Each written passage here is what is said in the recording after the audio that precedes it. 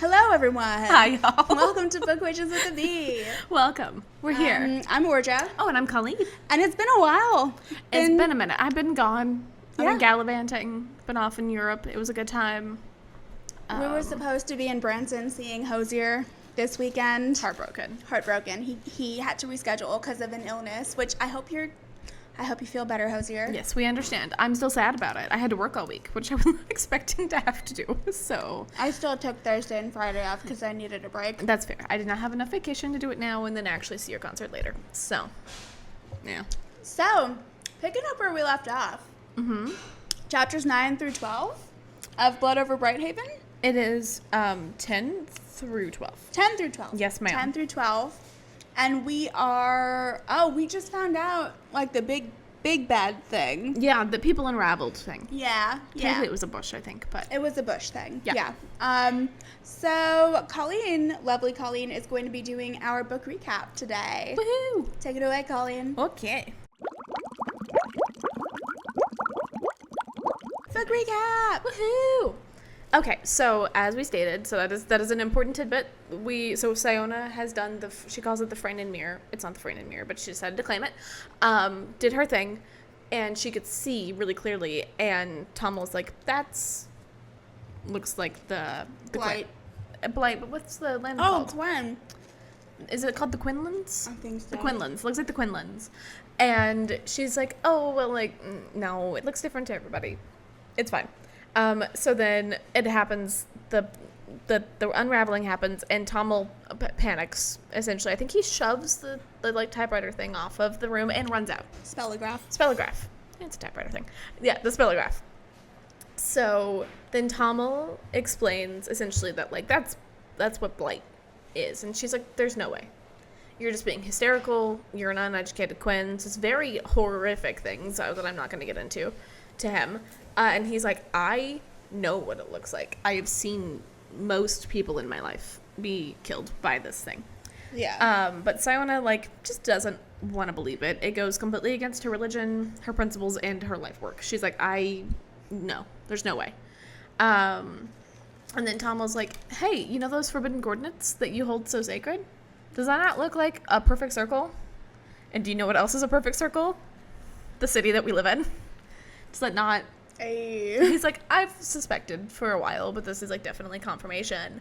And she's like, you don't know anything. I put notes throughout horrible and racist accusations at Tommel, which was true.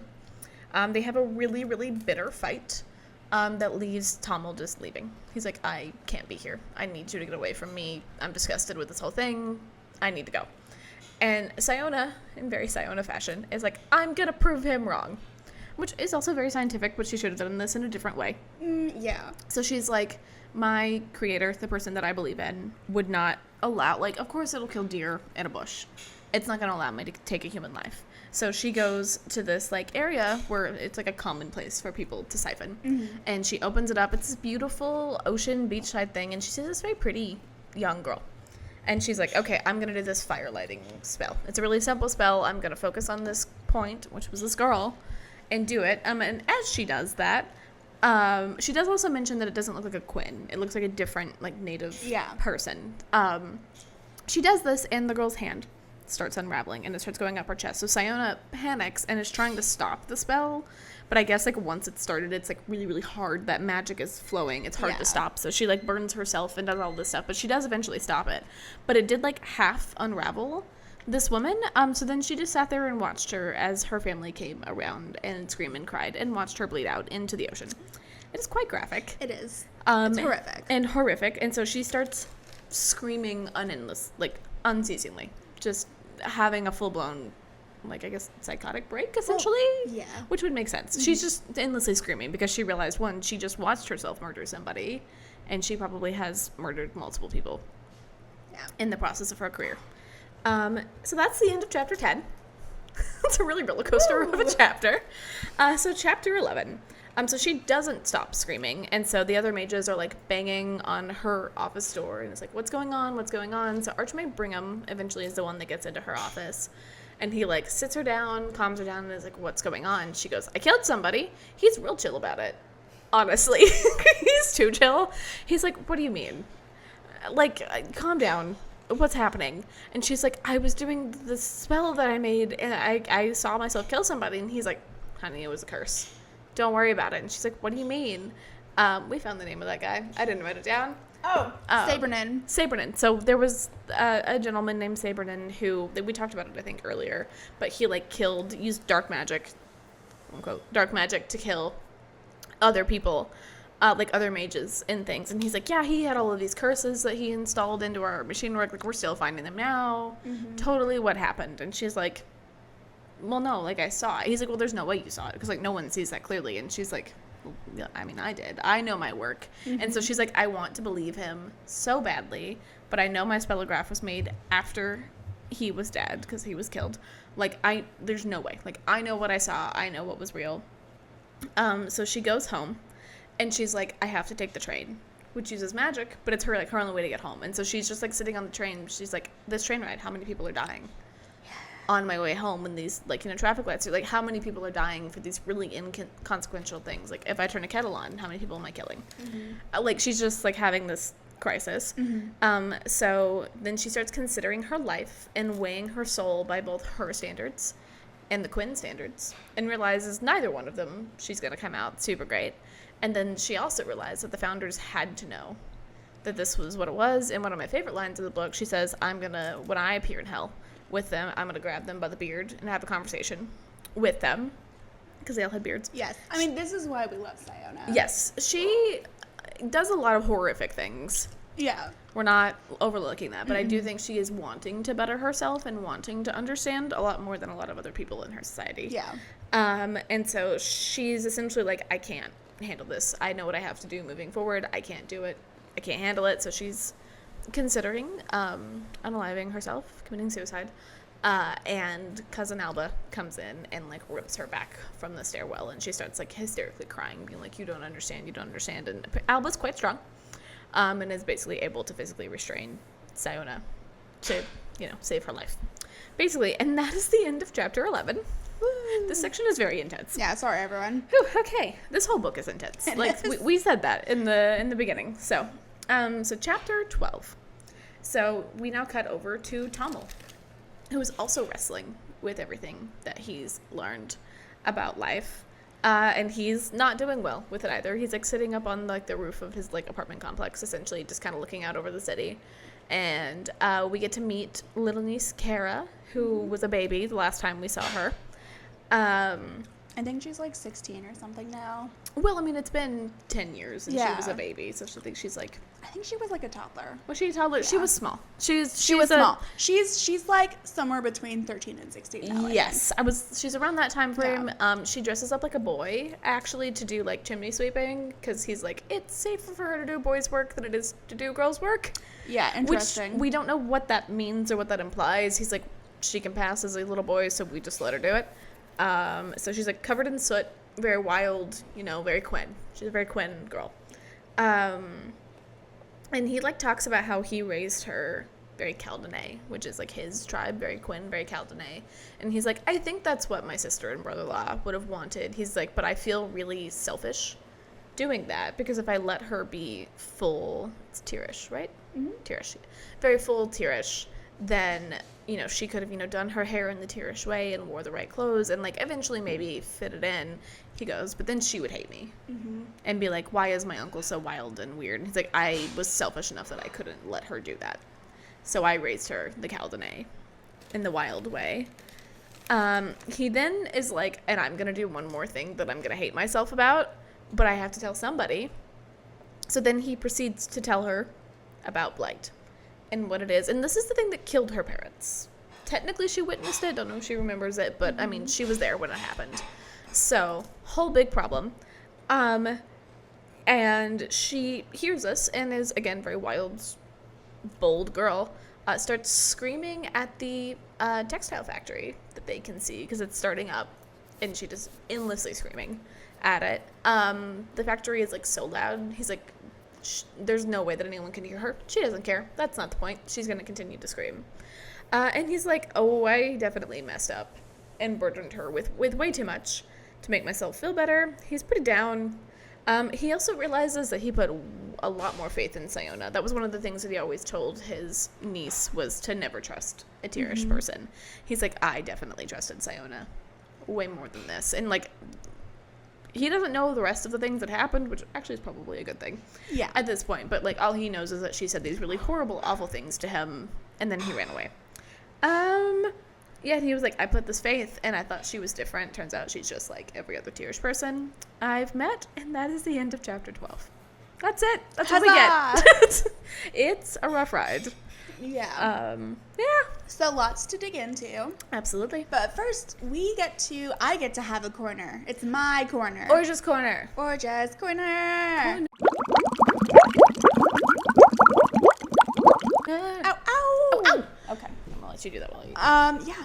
All right, everyone. So in my corner today, I've decided to talk about, I want to talk about the experience of immigrants moving to a new country, and the idea that you should either hold on to your culture very, very tightly, or encourage your children to adopt the culture of the country that they're in so that they can fit in. This is something that Tamil has raised Kara Kaldane, and he feels really bad and selfish about it. And I think that it's an interesting thing. So from my experience, I am an immigrant. I was born in India. I was 2 months old when my parents moved to America. My brother was 2. And they kind of they started out wanting our lives to be easier, and so we adapted to American culture. So English was my first language. We always celebrated Christmas. We celebrated Easter because I lived in Florida, so a very Christian, area. And so we celebrated Christmas, and we celebrated Easter. And, when we made a couple of friends who were Jewish, so we started celebrating Hanukkah with them. But, like, my parents were full-on cultural diffusion, like, let's have them learn about America and fit in so that they don't have a hard time growing up.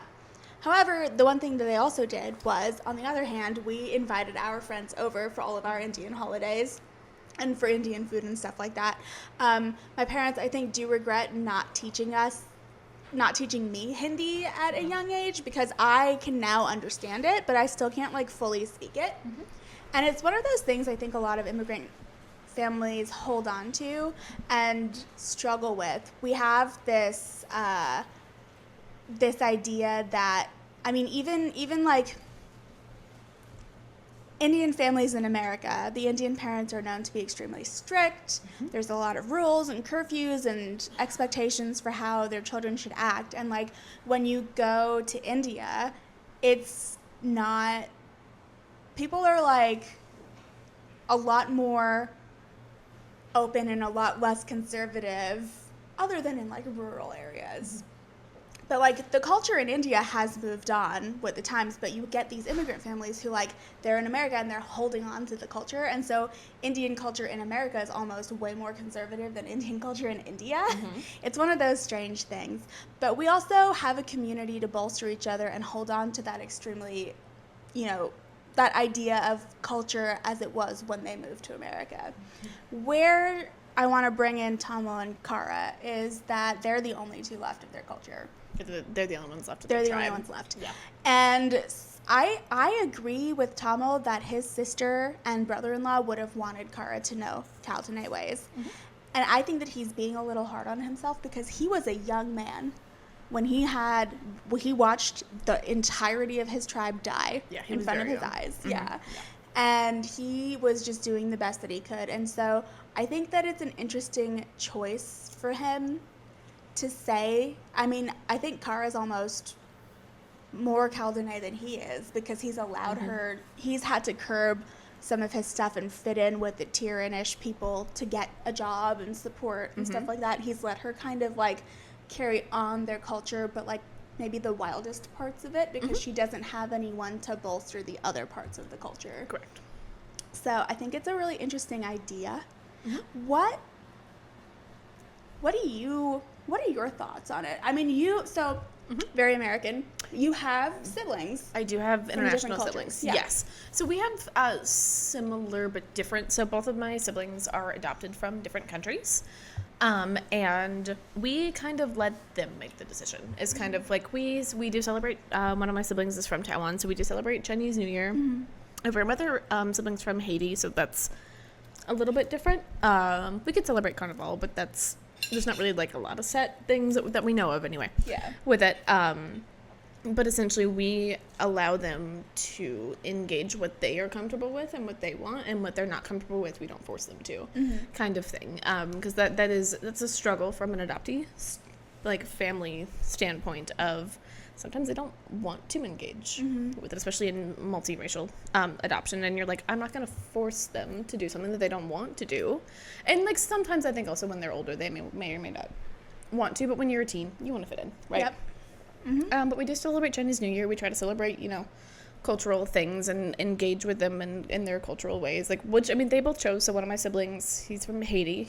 He chose to do French, which is technically the national language of Haiti. Haiti is complicated because Haiti's history is not too far off from America's history, except for their slave rebellion actually won. So they actually kicked the French out. But, like, he did French, and then my other sibling did Mandarin. He struggled a lot with Mandarin. Mandarin is a struggle. French was a little easier for my other sibling. But, yeah, it is complicated, I would say, in terms of my family. We let them engage with what they want to engage with, and what they don't, we're like, okay, you definitely don't have to. So that's kind of the route that we took with them to make it their choice the whole step of the way. Very interesting. Yeah. Yeah, I often wonder if my parents would have done it anything differently. I think, so for my mom, she was also an immigrant at a young age. They lived in Canada.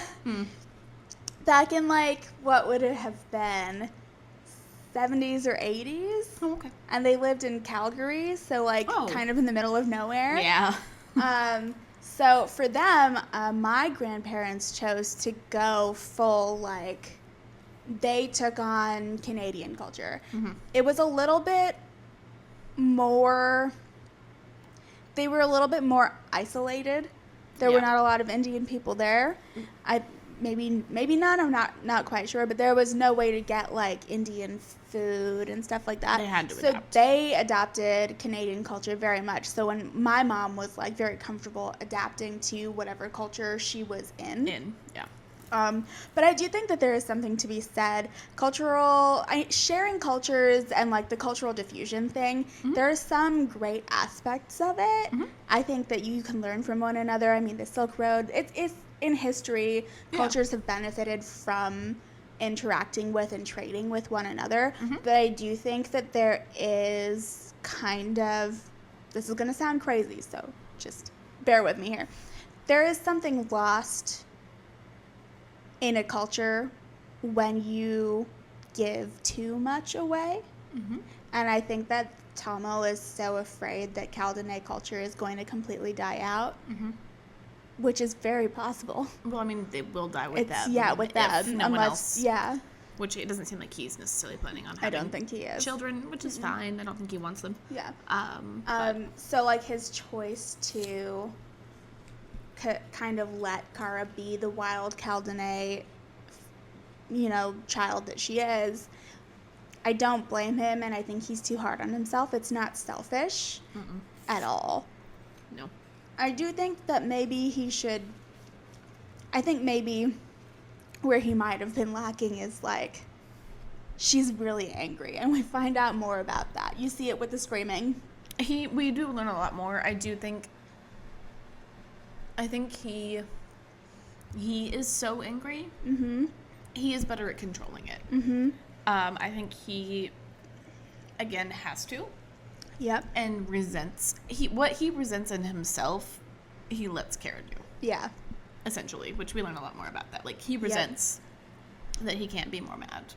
That he isn't more mad. So he lets Kara be mad. Yeah. But yeah, I thought that was a really interesting touch. I mean, we talk a lot about how this book is just so realistic in a lot of ways. And this is, like, a huge piece of it where it's like,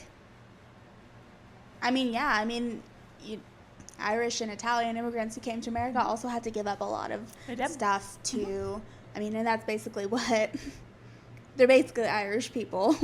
The Celtinae are just Celts, essentially. Yeah. Going to England or in America or something like that. Having to diaspora themselves out. Yeah, I do think it's, they describe them as, like, it sounds like Irish culture, but, like, Scottish features. Yeah. 'Cause, like, which apparently, I learned this recently, apparently Irish people, I think they're typically known to be a little bit shorter, used to be giants. But famine made them small.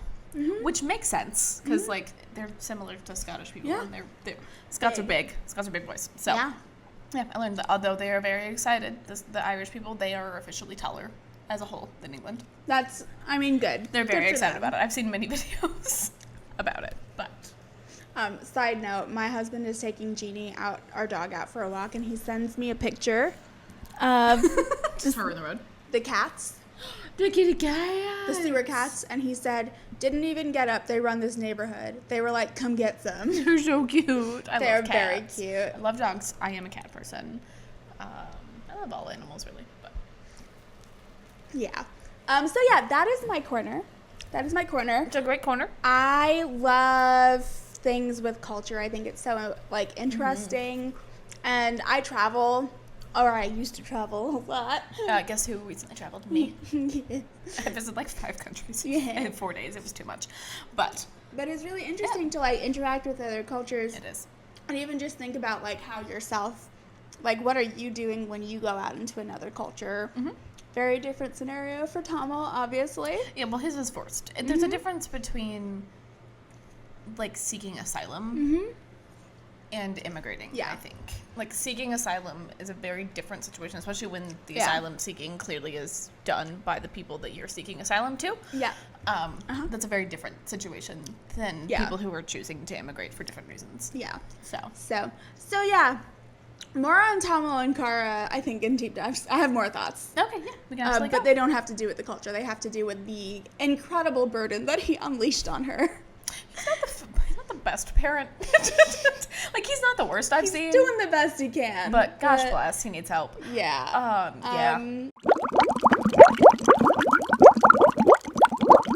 Okay, before we get into that, superlatives, because I skipped superlatives. Oh, yeah, chapter superlatives. Drama queen.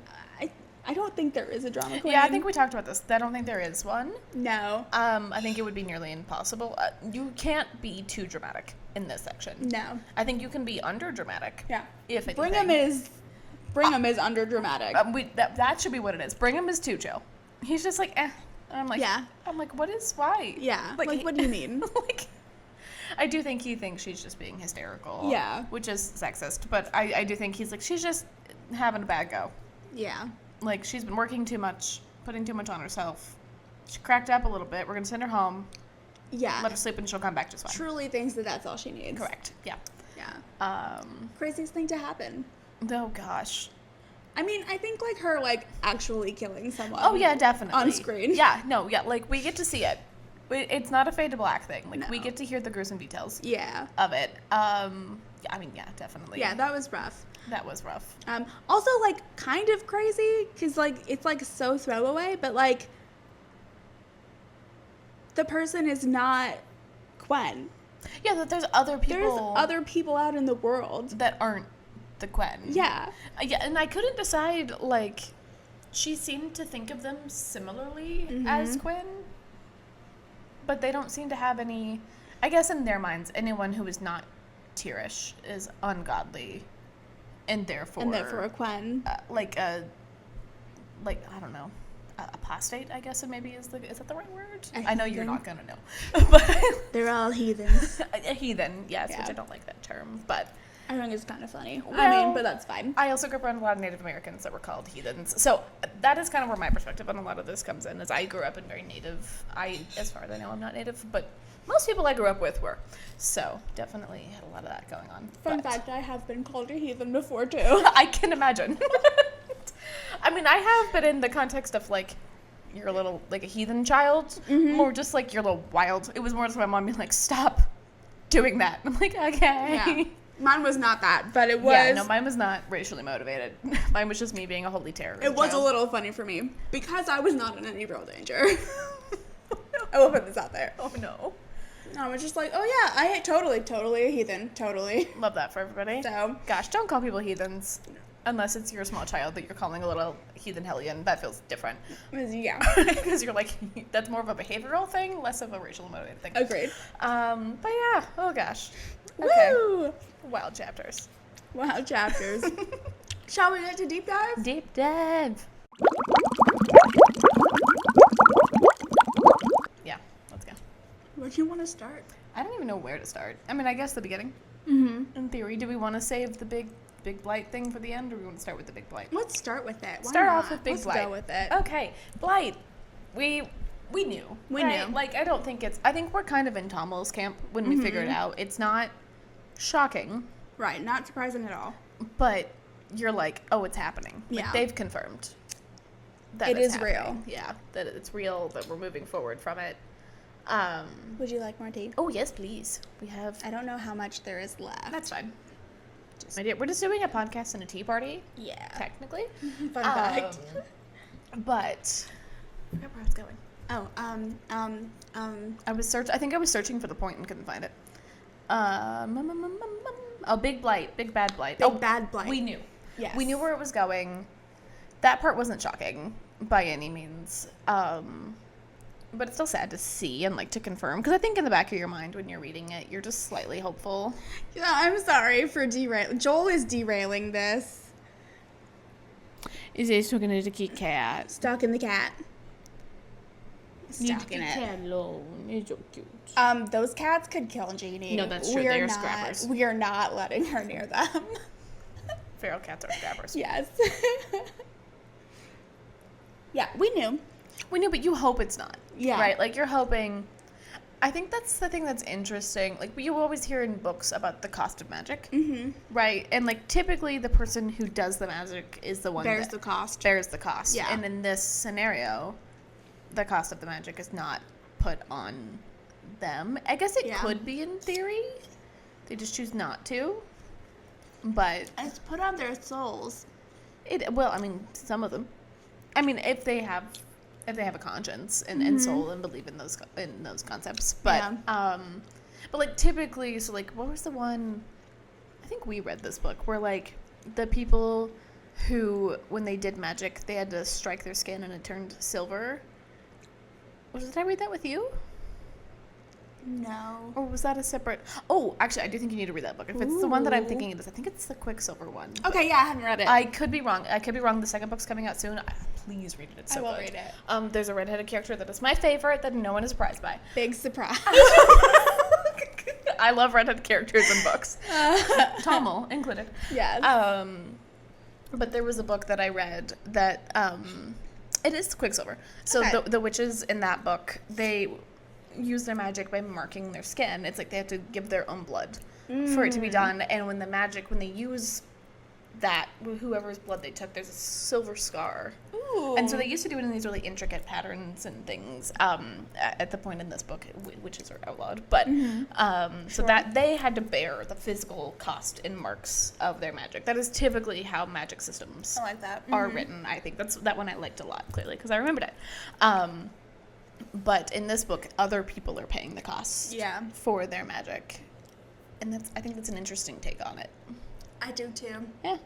I like it because, especially like knowing what we know about the history of magic in this world, you had the Quen sorceresses who used magic, but they didn't kill people. Like we don't know how they had magic when they didn't. Like, yeah. I'm assuming they must have used like natural. Yeah, like plants and stuff. Plants and bushes and maybe animals. Maybe animals. They were a hunter culture. Yeah. So, but I mean, technically that was meat for them, so they may not have. But yeah. They seem to have a system of they knew what they were doing. They knew what they were doing, and they weren't evil, and they didn't kill people, and Correct. they kept. I mean, the world is in imbalance because of the use of magic. We know this. People are dying. The Quen women used it for centuries, and perfectly fine. So I think I think it's really interesting that we get to this point now, and the founders definitely knew what they were doing, and they did it anyways. And you're at this point in time where, like, Sciona doesn't even know. No one knows that they're just killing the world. It's putting, I think, especially with the women thing, I think it puts into perspective probably why the founders made the world as sexist as it was. Oh, yeah. Because the women were the ones that had this magic that they stole. Mm-hmm. They did steal it. They could have borrowed it. They could have. They chose to steal. Yep. There's a difference. They stole it and manipulated it. But I wonder, like, I don't think I wonder, I know. I mean, that's why they set up the society, like, where women, you know, didn't learn the upper parts of magic. They could learn the small magics, you know, the household type magics or whatever, but you couldn't get past that. Yeah. Like, you could be a teacher. Yeah, you could be a teacher. You could teach other men. Yeah. That was loud. I also know where some of the context of this is coming in, and we don't need to get into that. I know it's religious, and that's getting way too sticky into things that I don't necessarily want to hop into. But yeah, Blight. Yeah. So we knew it was coming. I think I said this on the last episode. I think I was on like page 27 when I was like, "It's Blight." It's Blight. Yeah. No, she texted me, and I was like, "You have to keep reading." And, like, I knew she knew, but you can't give away the big reveal of this book necessarily. But you're like, it's Blight, isn't it? And I was like, you have to keep reading. I didn't technically deny it. I just didn't confirm it. Correct. Yeah. You did say something like, maybe, but there's more to it. There is more to it. Like, it's a lot more, like, I think the thing that, like, surprised me with this book that we'll get into more is, like, usually this would be, like, near the end of the book. Yeah. This is the beginning of the story. This is the beginning. All of this was set up for the rest of the story. Yep. It gets crazy. It does, to the point that I actually, which is saying something, I forgot about the woman in the mirror thing happening because of everything else that happens. Which sounds awful, but I think, again, also kind of part of this thing. Of, like, there's all of these people that were killed, and forgotten. You're gonna forget about them, which I hate deeply and makes me feel very bad. But is the point. That's the point. Yeah. Oh God. Because she's not named. That's also part of it. We don't know her name. We don't know anything about her. We don't know her culture. We don't know where in the world she is. Yeah, we don't know anything. Near the sea. Yeah. That's all. Sciona has never seen because they can't leave their blight bubble. Right. We don't know how far away from the sea they are. I'm thinking it's decently far. Well, I mean, like, they're at least a mountain range away. Yeah, they are in the mountains.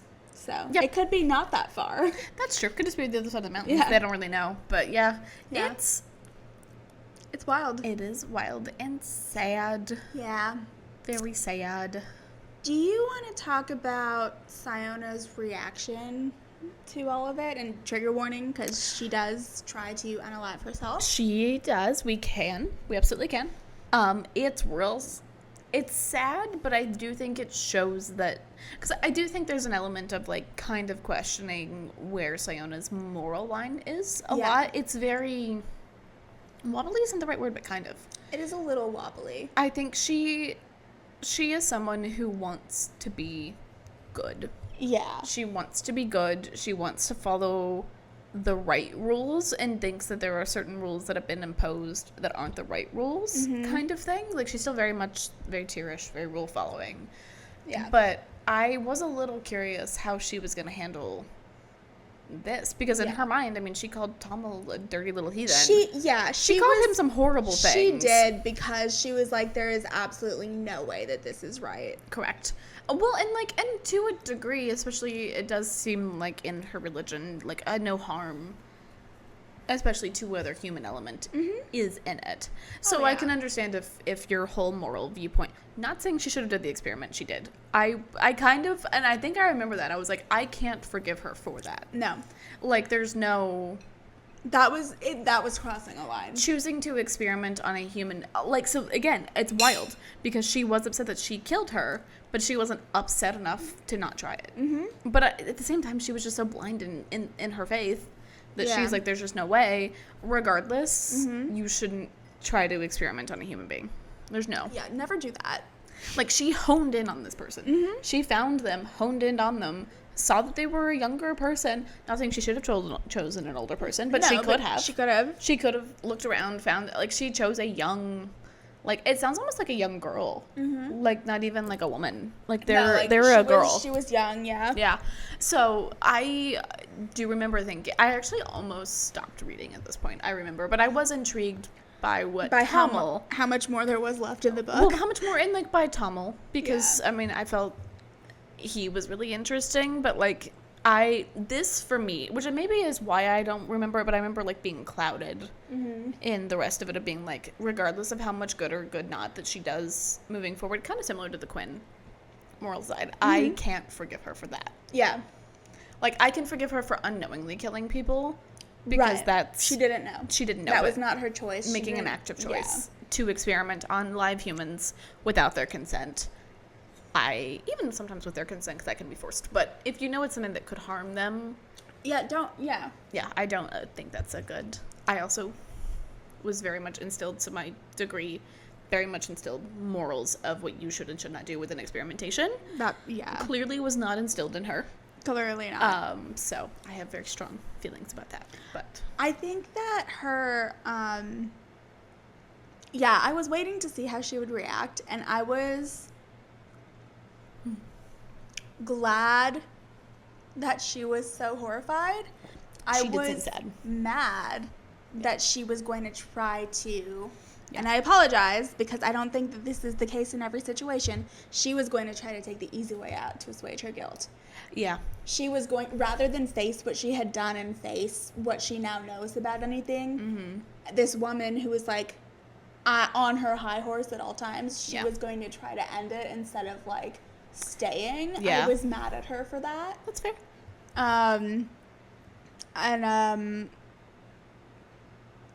I just like, I was very mad at her for the way that she reacted. That is fair. I did not have that same reaction, but probably for different reasons. I understand the anger, because there is an element of not facing up to the consequences of your behaviors and your actions, especially post what she had directly done. Yeah, like she chose to do that. She did. Yeah. That was her choice. It was her choice to experiment. She ignored Tommel. Yeah. The things that he was saying that were very true. Correct. She ignored him, called him a bunch of horrible things, then killed a girl, and then was like, I can't face it. Well, honey. I don't think you have a choice, my dear. I mean, I guess she did, in theory. Mm-hmm. She did. The only reason that I think maybe I was less mad at her was because of Tommel. And Tommel had the same feelings, but for different reasons. Tommel was considering it, but he's like, I have this young girl to keep me here for her. And maybe it's from someone who, I don't relate to Sciona, but I mean, I think I am probably the closest to Sciona in terms of things that I was raised with around and things. And having your whole worldview collapse around you, and you had to face the consequences of that by your own choices, and then having to deal with that and being like, it's not only that I have to move forward, but I have to move forward without anything that's ever grounded me and motivated me in my life. I don't know how to live anymore. That's fair. That was kind of how I viewed it from her, and that is what she was talking about. I'm not saying that she shouldn't face up to the consequences, but I think she was like, I don't even know. Like, I don't even have enough power in this society to do anything. How am I supposed to own up to any of this or do anything about it? She was just in the pits. Yeah. And I do think Tommel was I mean, he talked about it. He was like, I'm sitting here, and he's like, I'm thinking about it. He's like, I don't think I can live. Like, he's like, I knew, but having it confirmed is very different. But it didn't change his worldview. Right. So he had some more grounding in it. I was not mad at him for considering it. Yes. I was mad at her. Yes. Well, he didn't. He didn't experiment on a human being. But he also has his worldview isn't crumbled around him. And he had a semblance of an idea. He just had it more confirmed. Yeah. For him. So I think between the two of them.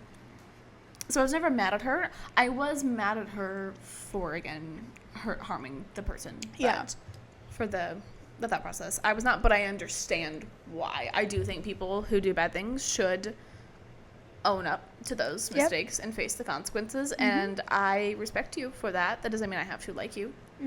I might, if I can see that you're moving forward and making strides to change. I do think we can. Then, this is the chapter, right, where they have the doctor come and see her, or is that in the next? That's the next. Okay. It comes up soon.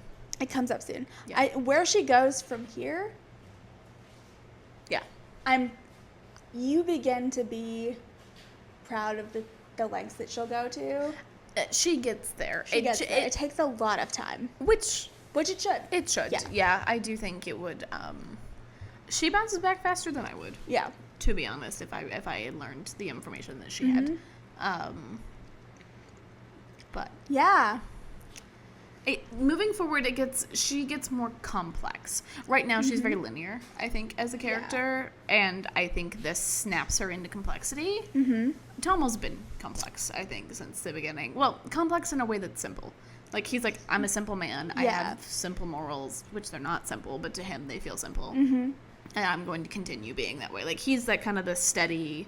He evolves somewhat. He does. As well. I think so. In a different way. But... I don't know. Oh, okay. So, I guess now we can talk about the next chapter, the last chapter in our segment. Oh, yeah. When Tomo tells Kara. Kara. I do think we said Kara. It's definitely Kara. I think it's Kara, yeah. Whoops. Sorry, Kara. When she learns. Yeah. Yeah. My dude. I was upset with him for that. That, me too. I get it, but I think the thing that I find interesting about him is he's so... wants to be connected with his culture, but he doesn't seem to have any friends within it. Yeah. At all. Like, he has no other adults. And maybe it's because he isn't allowed to. He just is working so much. But, like, go tell the bartender. That's what the bartender's for. Kind of. Yeah. Like, they're friends. Like, clearly they communicate. They talk. They're friends. Like, go to the bar. Have a beer. Tell the grown adult. Man, I do think there is a reason that he doesn't. I think he doesn't want to cause... a riot? Mass hysteria. Yeah. Kind of thing. But I don't think telling a 13-year-old's not going to do that either. Especially not one that clearly is not going to keep this info to herself. Who, in your own words, is too wild for this world. Yeah. For really even... I think she's even a little wild for a Kaldane, to be honest. I think so, too. He raised she's her. gone, right into, just feral a little bit. Yeah. Yeah. Yeah. She's an angry child. I kind of... What I think is interesting about Tomo, and I guess is kind of maybe supposed to be the slight foil to Sciona, of he knows it's wrong, and yet he still does it. It's seemingly, I think, to us may feel less intense because it's not murder, but like from a Quinn standpoint and from a moral standpoint, I don't think it's that different. He like in his mind, he's like, I'm ruining her. For my own selfish needs. Yeah. And again, they are held accountable for their actions, not their intentions. Yeah. And he knows that. And he's like, I need to tell her. He's like, I'm going to continue to do what I consider the selfish thing. Yeah. Regardless of how much harm it's going to do to her. And I don't think that's fair to her. No matter how much he's like, well, this isn't good. I don't think that gives him a pass. No. By any means. No. I agree. And I kind of understand where he's like, she deserves to know. She does. But this was not the way or the time. He needed to do it when he's not upset. Right. He needed to have a way that he organized it and can communicate it to her in a way that makes sense to her without him just being like, here are all the things. And a plan too. Yeah. Like a plan on how to go forward with the knowledge that he has. Yeah. You know? He's just like, it is what it is. And they're just going to keep living there because they can't go anywhere else. They don't have a choice. Yeah. Well, I don't think we mentioned this or have, but so her parents have been murdered, but she also has a scar on her face because when she was unraveled, there was in her mother. Her mother was unraveled. Yeah. She kind of got but was ripped out of her arms. Yeah. Before it fully took a hold of her. So, I mean, she has a physical marking of her mother's murder on her face that she has to see every day, and then was told that her mother was murdered likely for a cup of tea, turn a light on. Yeah. Like, honestly, we hope it's for a cup of tea. It could have just been some failed spell from a 12-year-old trying to figure out how to learn something. It didn't even amount to anything. Yeah. To be honest. We don't know. We have no concept. I mean, we won't know. I mean, that's the point. Oh, but... actually, we do know. So, they got killed. They call it the crossing. It's like the frozen lake. Yeah. Between the Quen lands and Tiran. Mm-hmm. That's the reserve. Oh, the like. So we do know. So the reserve. So like they were killed to like power the train and the city light grid. To power like, it's their electrical grid. Yeah. Basically. Yeah. Yeah, because it's like in a location where like animals have to cross, fish have to swim, and stuff like that. So like they're crossing this big thing that like is treacherous, but they have to do it to get away from the blight. Mm-hmm. They have to cross the blight to get there. Which like I don't know. It's not clear if he tells her like that much. Mm-hmm. He might. I don't know if he quite knows that yet, to be honest. No, he does. He realizes it. That's why he's like, think about where Tiran is. Forbidden. Yeah, that's true. We get a deeper explanation of that later. We do. These are yummy. But yeah, it's like, because I was also a pretty angry, feral 13-year-old. I grew up in the country, grew up mildly wild. I can't imagine. And I learned a lot. Like, you learn a lot about the world when you're 13. Yeah. Or so. Like, you do. Mm-hmm. The world's not as, sunshine and rosy as, maybe. I don't think her life was ever sunshine and rosy, but... I'm smiling because I was sunshine and rosy at 13, but that's just me. I was not. I was more rosy than I am now, I guess, maybe. I've never really been a sunshine and rosy girly. I've always been a little more practical, I think. Well, I was pretty imaginative as a child. I was not allowed to stand in the corner because I would make up stories. Which wasn't really a punishment, and I would talk to myself in the corner. So they learned that was not a good punishment for me. Side note, you want to know the only way they could punish me as a child was to put me in a corner for 5 minutes and not let me interact with anyone. Because, like, I was like, oh, be off on my own? Yeah, sure, I can do that. Like, whatever. Like, putting me in timeout, I would be fine in timeout. I had to face the corner silently and stand there and not interact with anyone. And that was the only way. I was perfectly fine. I truly made up a whole... It was torture for me. ...fantasy world in my head. I am very social. Funnily enough, had a realization with my therapist that I'm not, in my mind, so extroverted. I'm so outgoing, and my therapist goes, Colleen, you were one of the most introverted people I've ever met. And I'm like, so I'm social. When I started at work, I was told that Colleen doesn't really like to talk to the others. That's why she's off in a corner by herself. Well, in my defense, there was a lot going on, and I didn't want to deal with work politics. So I kept quiet and listened to my books and did my job, which I know is the definition of an introvert. I am fully aware.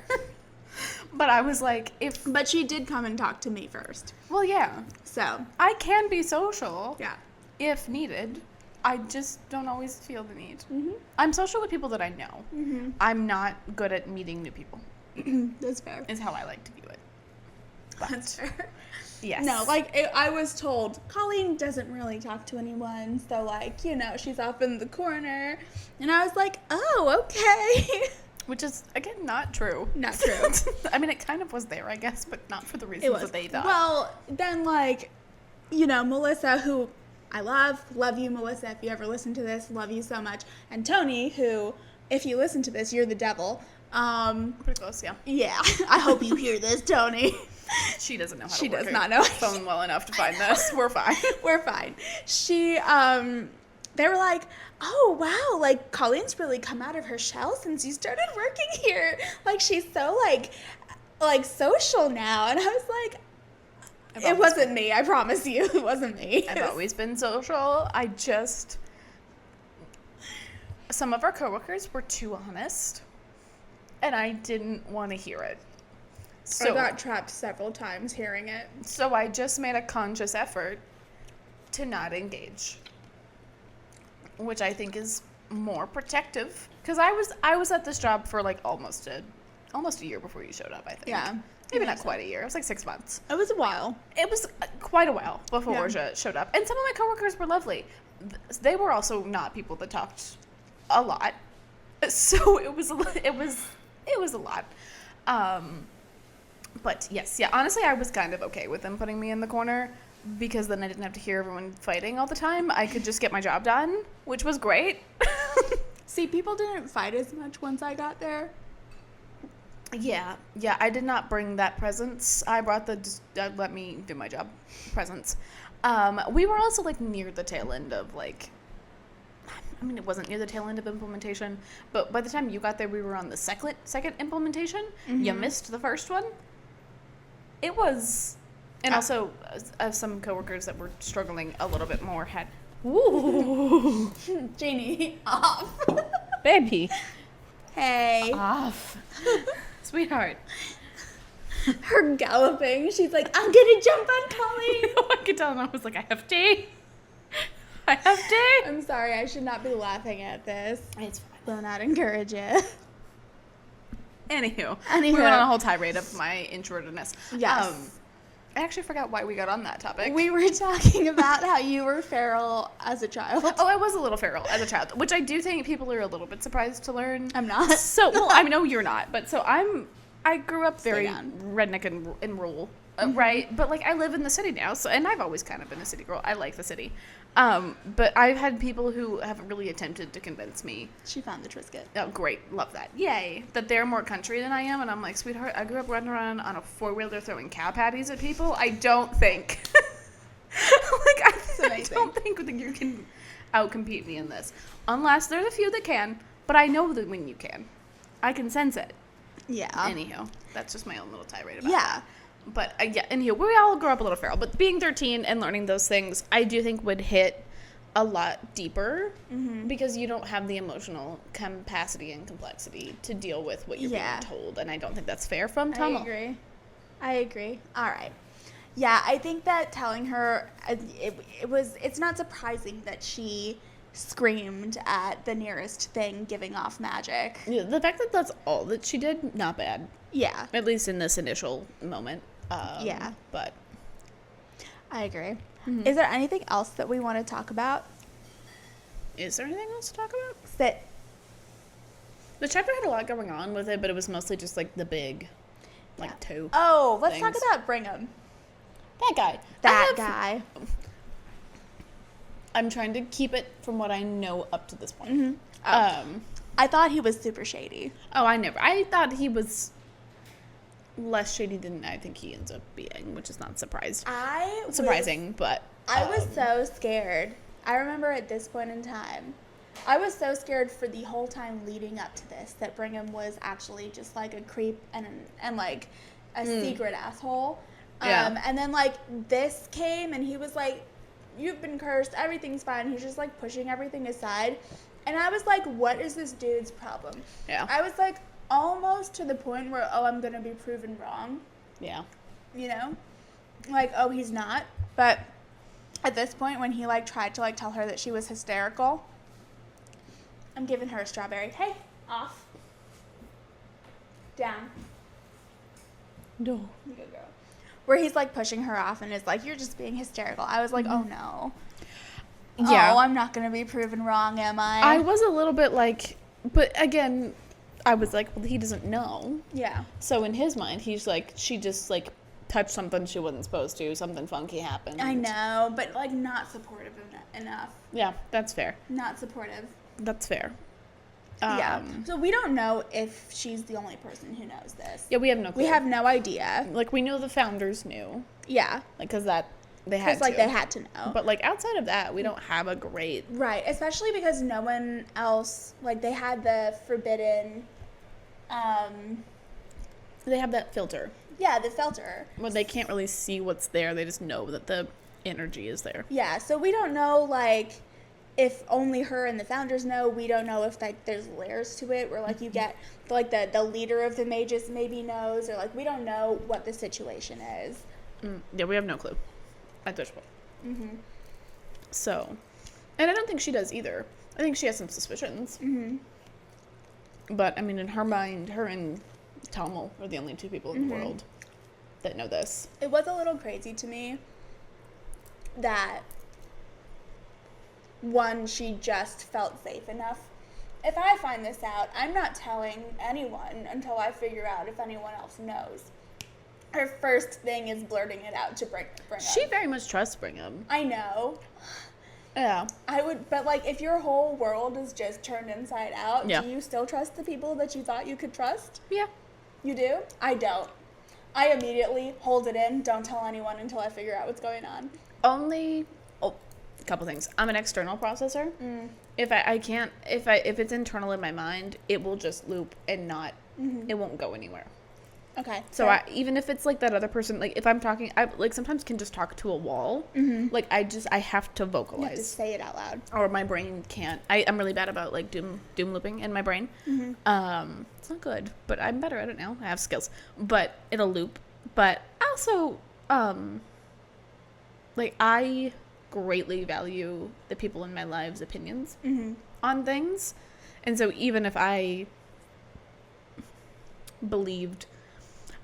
I'm also someone that has questioned a lot of things in my life and have asked other people about them. Okay. And gone through that. Like, I am a person that questions a lot of things. I like asking questions. I've questioned a lot in my faith. I've asked a lot of questions. And, like, with my parents and, like, to my parents' things, they've been like, I don't know the answer. And then they've, within a couple of months, been like, hey, so we dug in and we found this answer for you and this is where it's going to come from.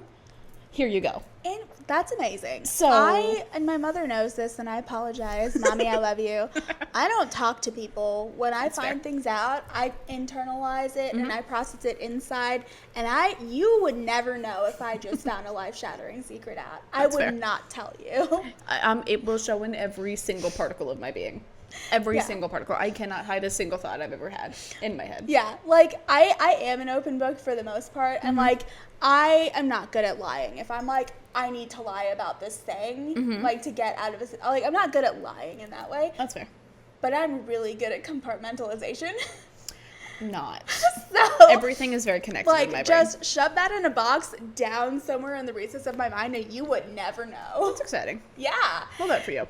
I'll bring back the meme where it's like Sagittarius is always hiding a big secret. Yep. That's me. Yeah. Yeah. Happens to the best of us. You know. Except not me, because... So it's good to know, though, because I was very surprised that her first instinct was to, like, tell Brigham what she heard. Yeah. Or what she figured out. Because, like, I would not. I would go home. I'm also curious if a regular part of her religious life is confession. Because, like, we don't know what... I'm assuming there's maybe some Catholicism within here, but I don't know. But even, like, in general, and then maybe that's part of it. So within the Christian faith, confession, whether it's directly to them or to a priest, is a very regular part of your faith. And so confessing your sins, confessing the wrongs that you've done, like, that's a very regular part. So that wouldn't surprise me from that standpoint. That makes a lot more sense. Yes, it's a very regular part of your faith. I don't know why I'm laughing. It tickles me. It's not something you're used to. Yeah. This is uncomfortable laughter. Like, I know. Oh, no. I'm assuming that's probably why, and probably why I am more external in that way. That makes a lot of sense. Like, even if, because, like, it's something you have to tell him. It's more for a you standpoint and less for a, like, big God standpoint. Right, 'cause he knows. He knows. It's an omniscient God from that standpoint. And I do think Sciona believes in an omniscient God kind of thing. But, yeah, also, I mean, if you're that guilty, sometimes just telling another person you're like, I don't want to be the only one. It's kind of similar to what Tom was like, I can't be the only one with this burden kind of thing. But in a different sense. You're right. I think Tommels was worse. Correct. Yeah, no, Brigham's a grown adult and also her active mentor who's signed up to be this person for her. Yeah. Tommel is, she's a child. She's a child. Tommel. He knows. Come on. It doesn't excuse his behavior, but he's at least somewhat aware. Yeah. But yeah, I thought it was interesting that she told him, and I thought it was interesting that he, like, so readily was like, that's not what happened. I do remember being like, yeah, that's weird. It is weird. I remember thinking it was weird. Yeah. But he also, honestly, how I view Brigham is this, like...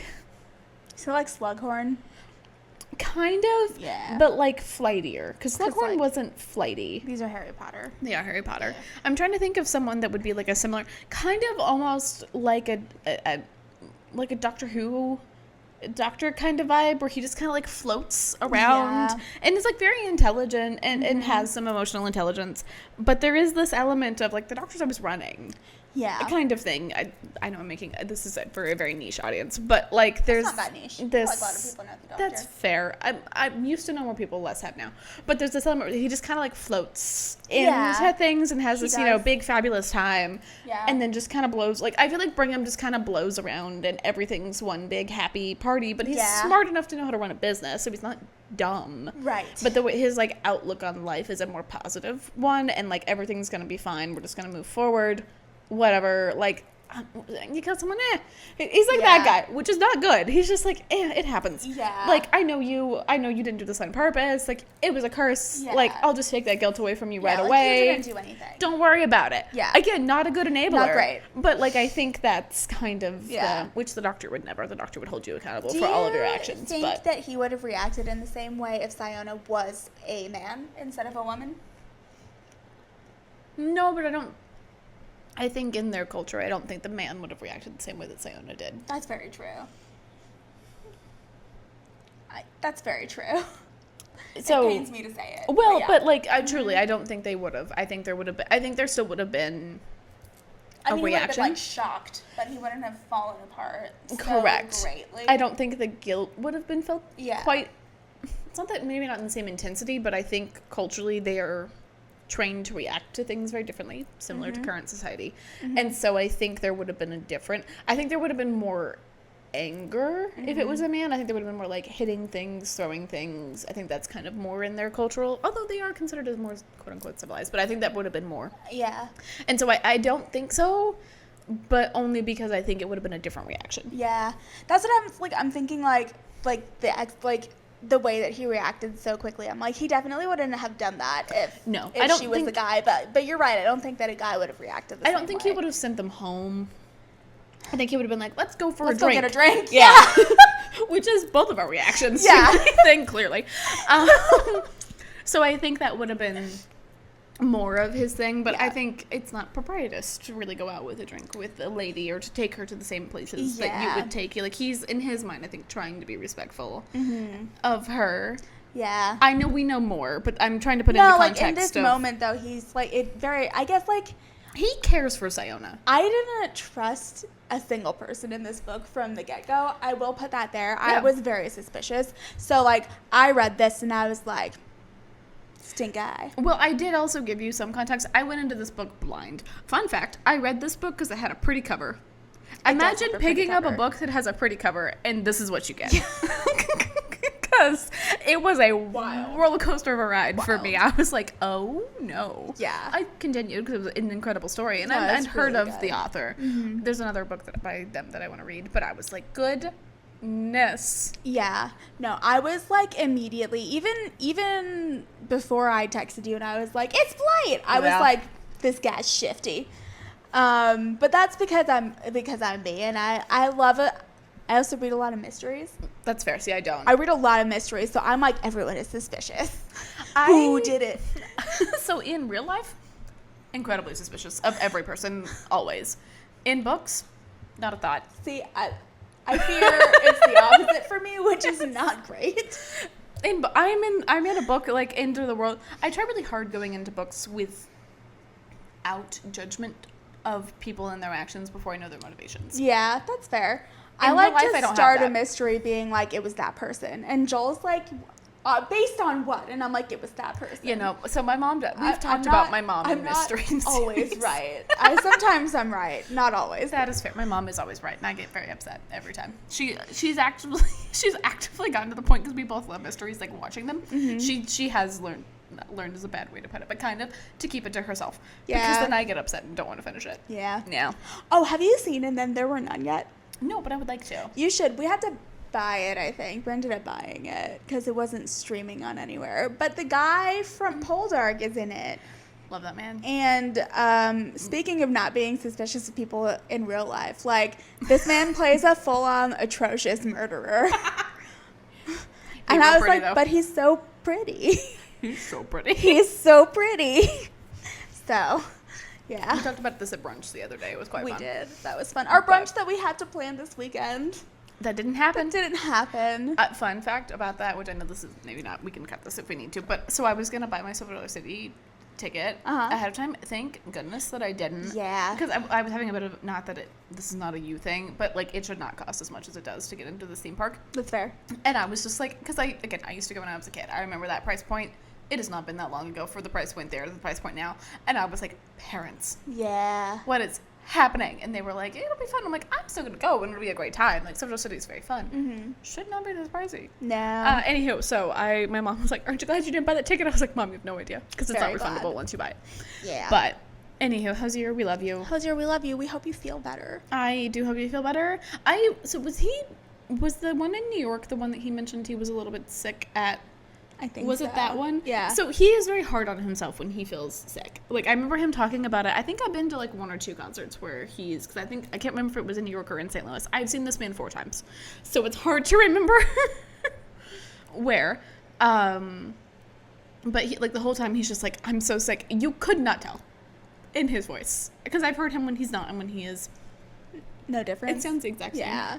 I can tell he's like less into it, if that makes sense, because he's like focusing, but like his actual voice tone, it doesn't change. So yeah, I don't think there is anything else really to talk about. There's more like intricate adventure stuff upcoming, like that we'll get there, but this is just sad.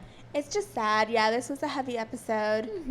If you need something really fun to listen to after this episode, go check out either the Twilight episode or the number 1 Ladies Detective Agency episode, where my mom and my grandma were on it. I have not got to that one yet. I just finished the Twilight one. I am going to move on to the next one. I'm very excited. I was so proud of my grandma. She was like really trying to prepare herself for it, and she was like, I'm so nervous. She was like, should I be on the podcast? I was like, yes, please. Yeah, yes. And she had so many wonderful things to add. So and my mom, I made my mom send it out to all of her friends and guilt them into listening to it. So Incredible. We have 49 views on YouTube. Come on. Oh, Hey. and 12 on Spotify, which is a lot for Spotify. That is a lot on Spotify for us. Wow. So look at us go.